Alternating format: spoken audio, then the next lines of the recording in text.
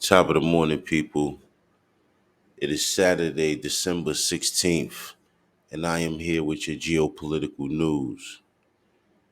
You know, I'm on the X platform, formerly known as Twitter, and I came across this page, and I don't know if this is actually an Iranian-based news media platform, but nonetheless, there's some information here that I found to be interesting. Now, before I scroll through some of this information, you know, I was following another page, and it has some propaganda on it, about Hamas and Hezbollah. And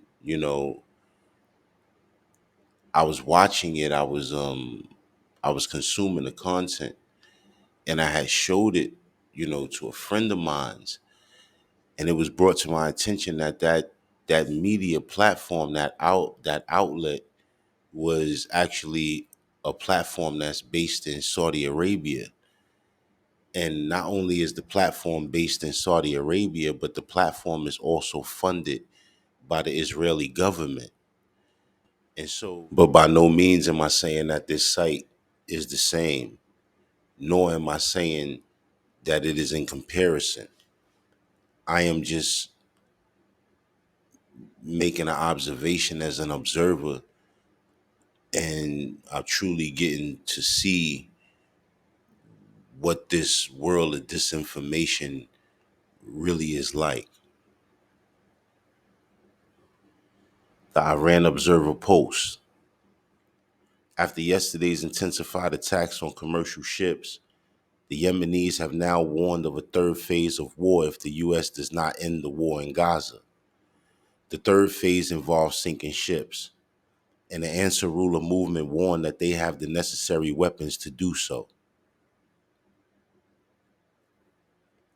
So, as tensions escalate, there are neighboring and bordering countries that are getting involved in the conflict.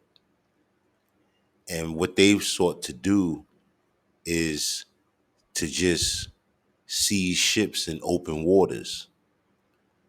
Ships coming from the West and Western allies,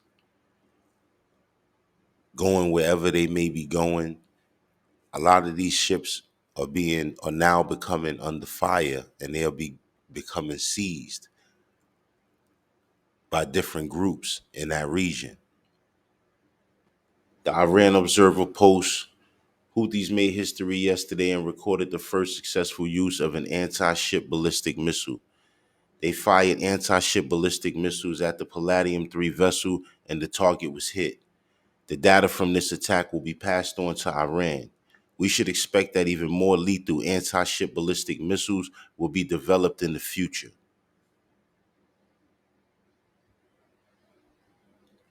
As you can see from right here, those are the missiles that they're talking about.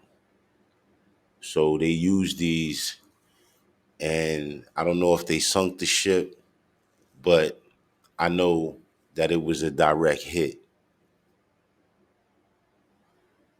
The Iran Observer Post. Real-time diverting of ships to South Africa's Cape Town due to fear of Yemenis threats. This is a major blow to the global economy as the Panama Canal is facing drought and the commercial vessels are facing delays there too. The Red Sea accounts for about 22% of the international container trade and about 10% of the global oil trade. Yesterday, the world's fifth largest shipping company paused all Red Sea voyages.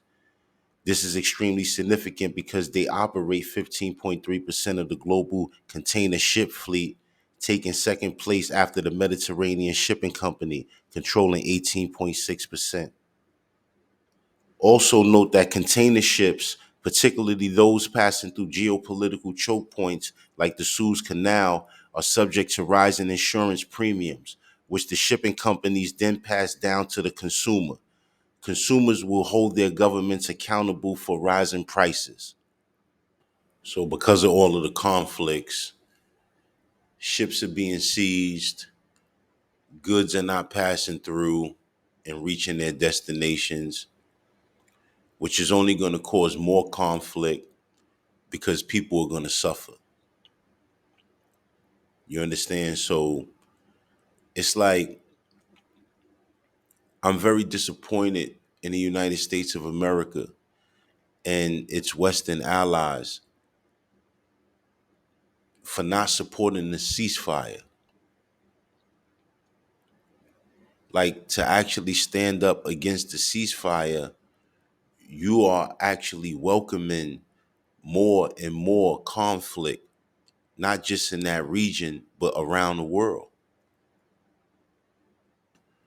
The Iran Observer Post, IRGC releases video of their conversation with the U.S. Navy before the aircraft carrier Eisenhower left the Persian Gulf. The IRGC forced the U.S. Navy to land its helicopters on deck and leave the Persian Gulf without provocations.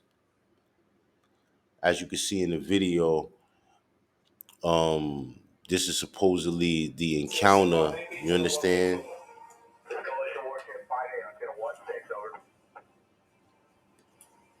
This is Sabah Navy, Captain. I told you keep your helicopter away from my vessel. You copy, over. Coalition Warship 5-8, myself and aircraft and company are engaged in transit passage in accordance with international law. Over. 5-8, this is Sabah Navy, but your helicopters are flying unprofessional and provocative. You copy, over. Keep your helicopter away from my vessel. U.S. Warship 5-8, this is Sabah Navy. For your information, I have some speedboat going to you. Advise you to keep your helicopter away from my vessel. Over.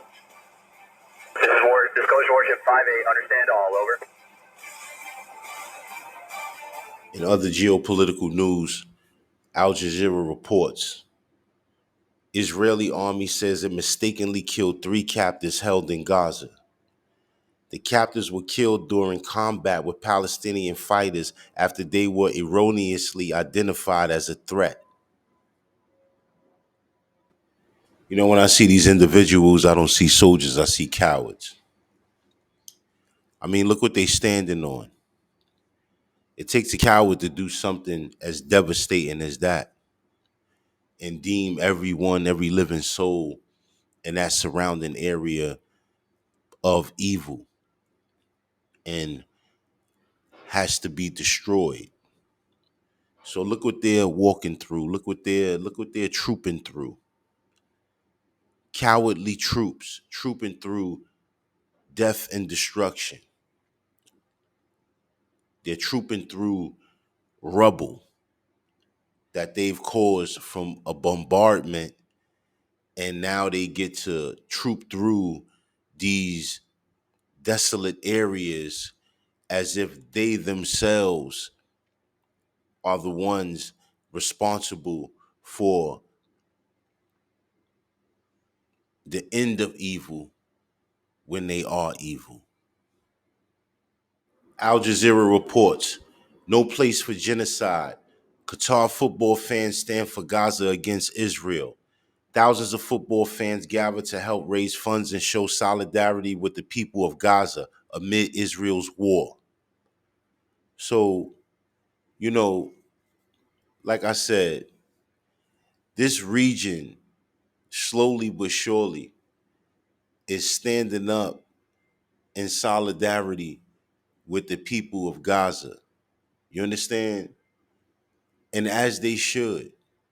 Al Jazeera reports, Hungary blocks 54 billion EU financial aid for Ukraine.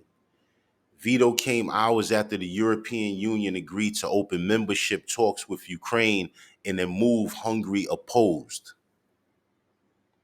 So Hungary is not feeling the Ukraine being a part of NATO.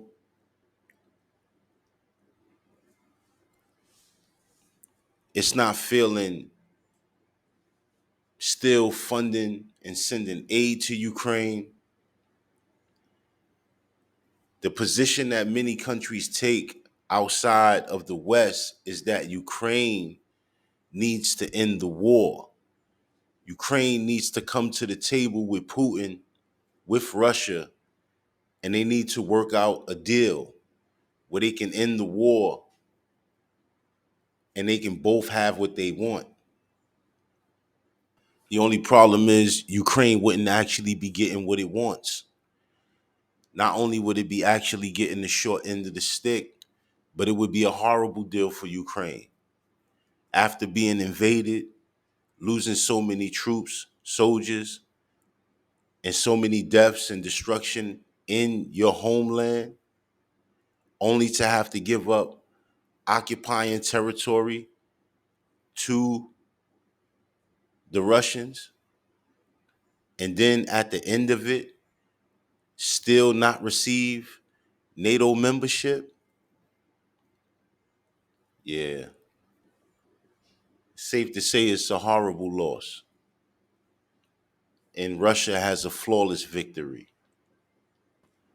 So, drop a comment in the comment section. Let me know how you feel about this. Did you know about any of these stories?